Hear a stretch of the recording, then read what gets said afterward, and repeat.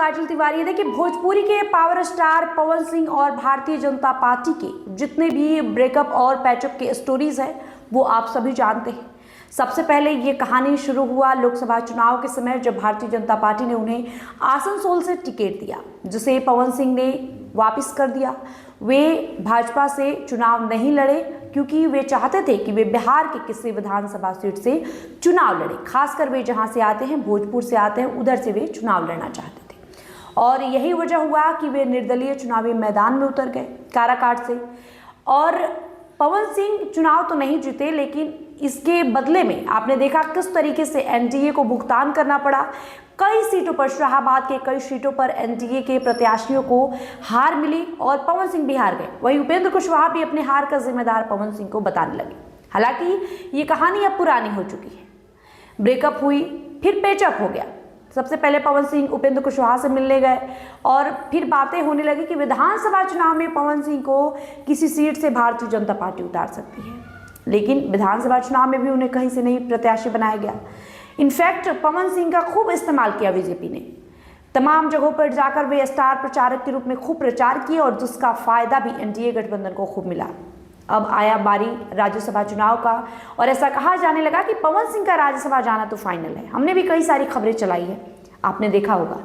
लेकिन राज्यसभा चुनाव में भी भाजपा ने पवन सिंह को गच्चा दे दिया। अब बिहार में एमएलसी चुनाव को लेकर कवायद तेज है। एमएलसी के 9 सीट खाली हो रहे हैं और 2 सीट पर उपचुनाव होने हैं। टोटल 11 सीट है, जिसमें 10 सीट पर एनडीए के प्रत्याशियों को उतारने की बातें कही जा रही है। और अब कयास ये लगने लगे हैं कि अब पवन सिंह को सीधे भारतीय जनता पार्टी एमएलसी बनाएगी।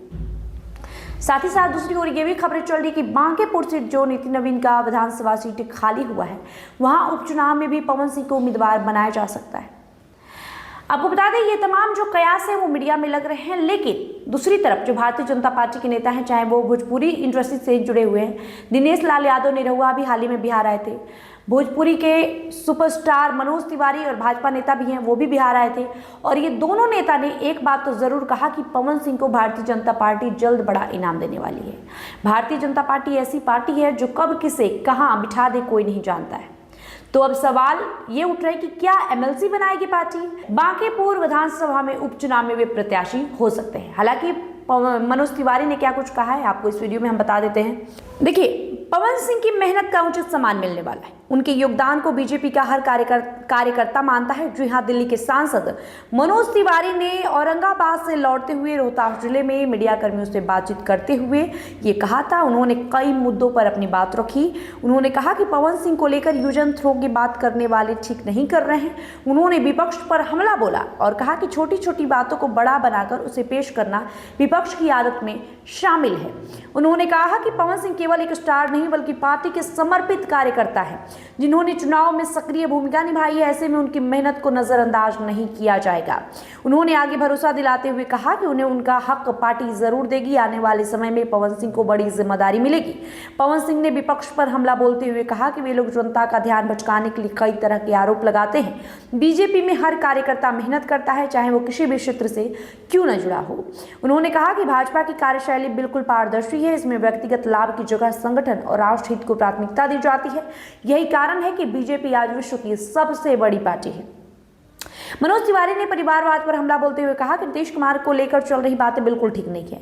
उन पर आरोप लगाना उचित नहीं है। तिवारी ने कहा कि जब कोई व्यक्ति अपने पद का प्रयोग करके परिवार के सदस्यों यथा पत्नी, बेटी और बेटे को सत्ता में स्थापित करता है तो उसे परिवारवाद कहा जाता है। उन्होंने कहा कि नीतीश कुमार के मामले में ऐसा नहीं है, उन पर यह आरोप लगाना गलत है। उन्होंने बिहार के मुख्यमंत्री का नाम बताने से इनकार किया, लेकिन साफ कहा कि लोकतांत्रिक प्रक्रिया के तहत अप्रैल 10 को नए मुख्यमंत्री का नाम क्लियर कर दिया जाएगा।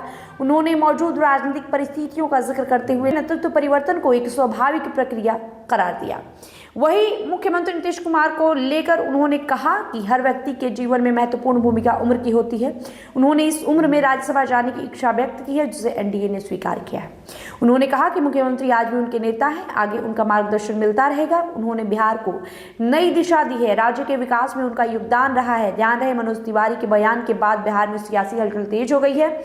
एक तरफ तो ये बातें लग रहा है कि 10 अप्रैल को बिहार के अगले सीएम का नाम पता चल जाएगा और दूसरा, पवन सिंह को भी भारतीय जनता पार्टी बड़ी जिम्मेदारी दे सकती है। लेकिन वो जिम्मेदारी क्या होगी क्या एमएलसी बनाया जाएगा, बांकीपुर से उपचुनाव लड़ाया जाएगा या फिर कुछ और, ये तो आने वाले दिनों में ही पता चलेगा। बहरहाल एक बार फिर से पवन सिंह सुर्खियों में बच चुके हैं। वीडियो को लेकर आपकी जो प्रतिक्रिया होगी कमेंट बॉक्स में लिखते जाइए। बहुत बहुत शुक्रिया।